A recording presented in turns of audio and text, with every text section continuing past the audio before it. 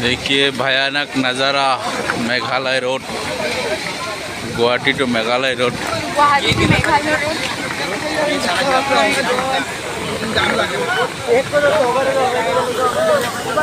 पानी अंदर से आ रहा है, ऊपर से आके रास्ता के बीचों बीच आ रहा है।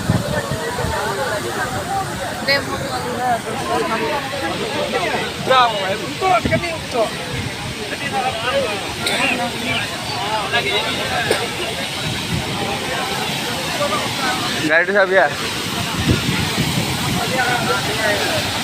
ये गाड़ी घुस गया, इसके नीचे एक गाड़ी।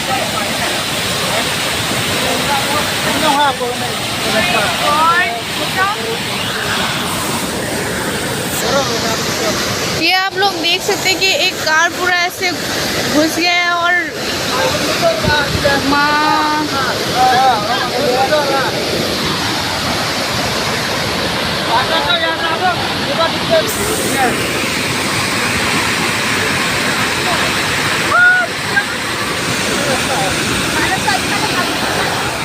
चल चल चल चल चल चल।